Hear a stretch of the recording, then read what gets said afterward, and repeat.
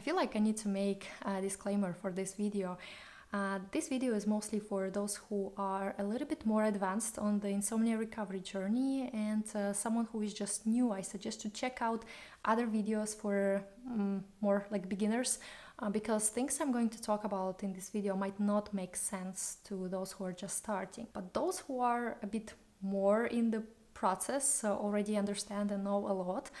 I hope that you will find it helpful. I want to begin this with just recapping what we know about insomnia and sleep. First of all, sleep is beyond our control. There is nothing that we can consciously do that will produce sleep. Sleep is something that always happens to us, not something that we actively do. And the second thing is that during insomnia, the brain acquires the fear of not sleeping. And as long as there is fear, the brain will try to problem solve it.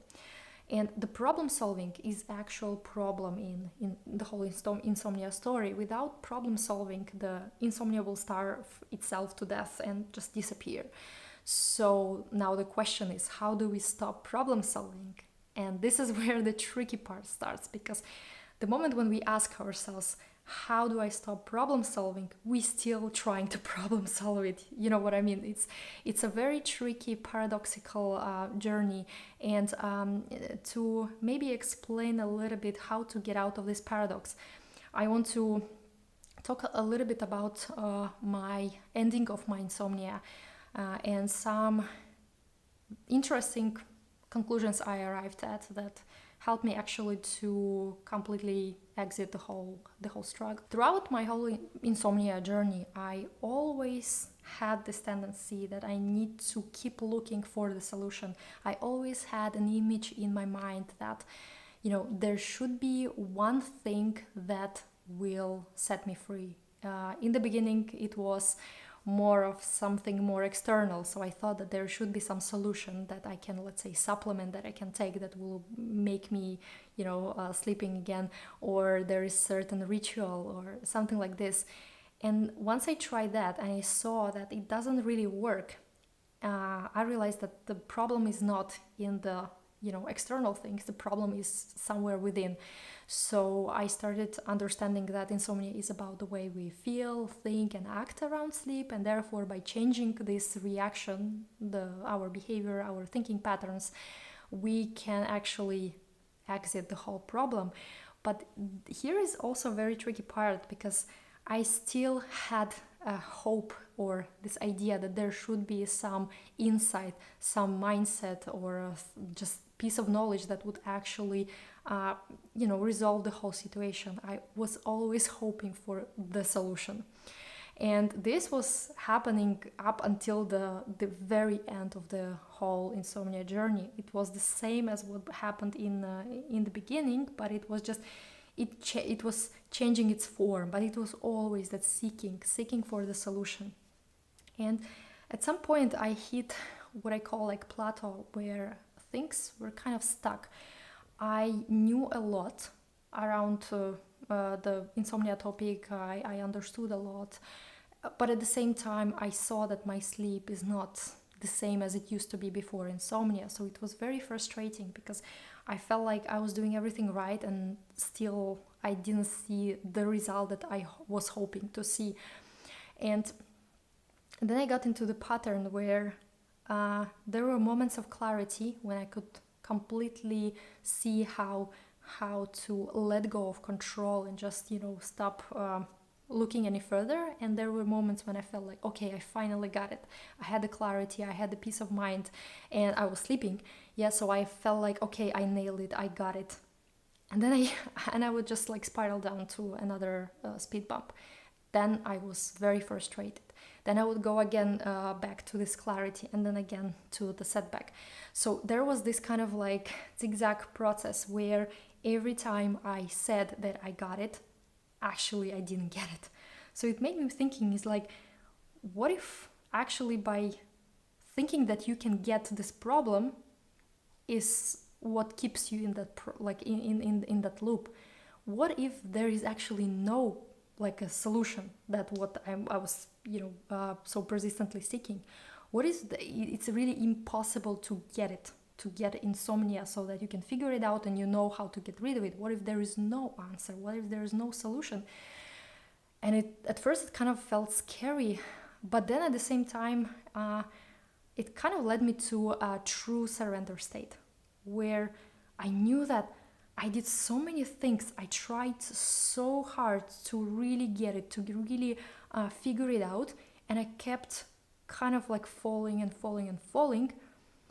So I genuinely felt like I ran out of ideas. My mind, my problem-solving mind, the mind that was seeking for solutions, kind of got exhausted. And I felt like there's simply nothing I can do. Really, I tried. My brain is the witness. I did all the work, all the understanding, and so on and so on.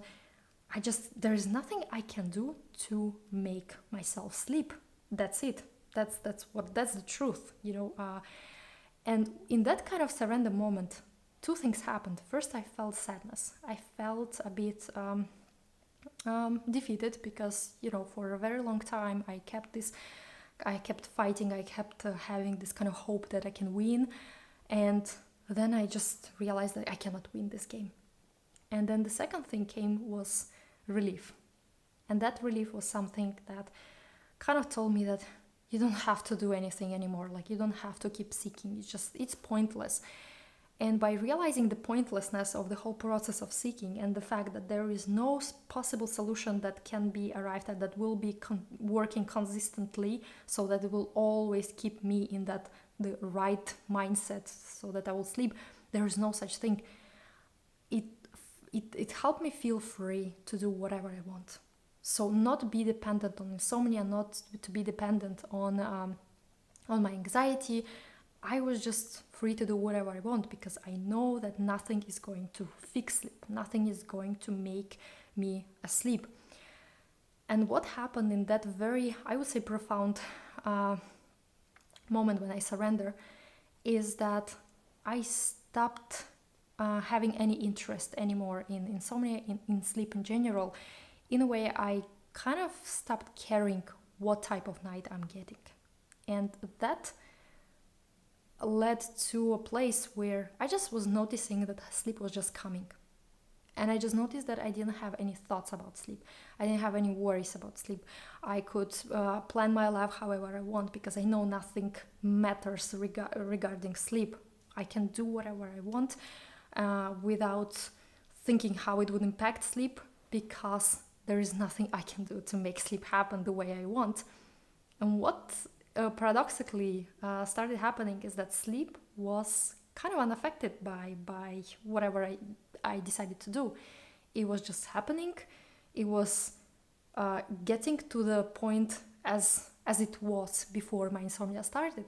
And this is I realized that the moment when I stopped seeking for solution was the moment when I actually kind of arrived to that understanding that I cannot understand it and I don't have to understand it. I can just live my life without anything, without trying any harder. Now I know that a problem-solving brain will try to think that, okay, so if stopping to seek for solution is something that can help you arrive somewhere, then I guess we need to just stop, solving it. We just really need to stop seeking.